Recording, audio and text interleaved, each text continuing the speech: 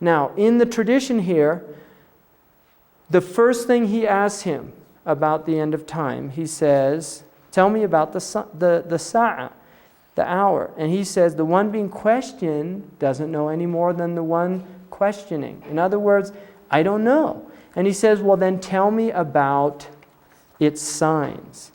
And then the Prophet says, peace be upon him, the slave girl will give birth to her mistress.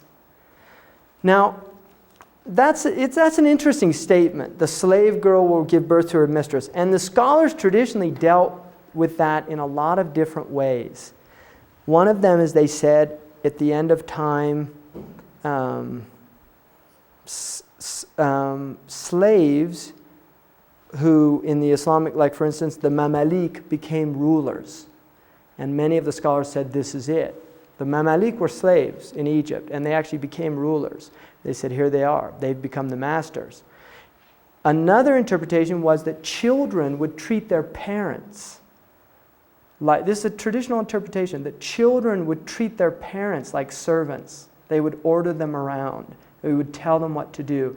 That there would be a loss of respect in that relationship. But I think probably the deepest interpretation is that there would be a radical disequilibrium in social structures. When you look at the relationship between a servant and a mistress, the relationship is like a mother and a daughter. The mother is to be obeyed, nurturing the daughter obeys the mother. When that is turned upside down, then you have a radical disruption in the social order. If you look in the Quranic narrative, the first and foremost expression of a tawhidic worldview, of a belief in one God, is ihsan to the parents, beauty to the parents, showing beauty to the parents. The Quran says, and God has told the human being to honor his parents. The mother first, it says, Ummuhu hamalathu wahnan ala wahn. The mother nurtured and gave birth to the child, sapped and weakened. Right? So the 9 months of nurturing a child in the womb, giving birth, suckling the child, raising the child, changing the child, doing all of these things, that there is a great debt owed, the child to the parent, particularly the mother. And this is why the Prophet said that the paradise is at the feet of the mothers. It's literally at the feet of the mothers. And the Prophet was once asked, who is the most worthy of my companionship? And the Prophet answered, your mother. And then he said, and then who? He said, your mother. And he said, and then who? He said, your mother. And he said, and then who? He said, your father. And then in another tradition, a man came to him and he said, Ya Rasulullah, O Messenger of God, I am cleaning my mother in her decrepit age the way she used to clean me. Is that filial piety? And he said, no, that's payback. He literally said that's recompense, right? You're just, recompensing what she did for you. So the disruption of the parental-child relationship is a deep disruption within a social order. And we can see that really, I think, not simply in our own societies, but it's becoming quite a global phenomenon. The idea of rebellion. There's an idea in our culture certainly that it's a given that children will rebel, right? This does not happen. Suleiman Yang, who's from the Wolof culture, right? I mean, in the Wolof, is there any idea of that, of a adolescent rebellion against the parents?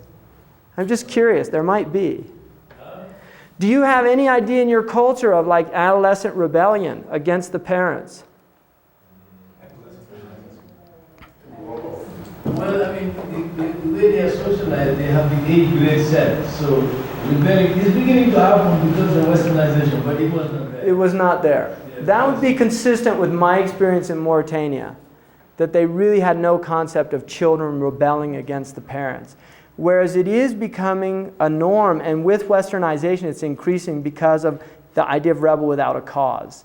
That there is this idea that children have to rebel. That they have to establish their identities. There's an awful lot of identity foreclosure in the Ericksonian type of model, I think, in the Muslim world. There is an idea that you really have to do what your parents say. And I think there's a lot of abuse that happens from the parents to the children because they do have an upper hand there. So you do see that. A child will become an engineer because that's what the parents say that they should be, right? Which in our culture, I think that's, in a sense, one of the positive aspects of our culture is that there is a type of freedom that is allowed for a young person in many, many families. I mean, it's certainly not true across the board, but there are many families that do allow a child to experiment and try to find out. And I think that's actually a very positive aspect of our society and civilization. But the idea of the breakdown of the social structure is something that is definitely part of the end of time, that we move into a disequilibrium. If you look, there's a wonderful book on this topic written by a French scholar and intellectual called René Guénon, which is called The Reign of Quantity. And in that book, he talks about the idea of moving away from a quality-based culture into a quantity-based culture. And he considers that what the Hindus call the Kali Yuga period, the last period of man on earth, that it would be a period of great disruption and turmoil, that there would be a massive upheaval of traditional models and a radical new type of way of looking at the world, which is related more to quantity than quality. And it's interesting, there's the idea, one of the things that we as a Western people have done, which is quite unique and a radical departure from traditional cultures, is the quantification of everything. We've really set out to measure everything. Measure space, measure gas, measure air, measure the speed of light. All of these things wanting to measure, to quantify. And I thought it was very interesting. I had statistics in college, and one of the professors who taught the course said at the beginning of the course, one of the things about statistics that you'll learn is it doesn't work very well with qualitative data. It works very well with quantitative data. But when you get into this qualitative data, we have problems, right? And I thought that was kind of interesting because so much of our society is based on statistics. We really do base a good percentage of our policies, of even in school and education. So much is based on, well, what are the stats here? Before we give you money, show us some stats. And immediately when you move into that model, you're moving into a quantitative and not a qualitative model, generally.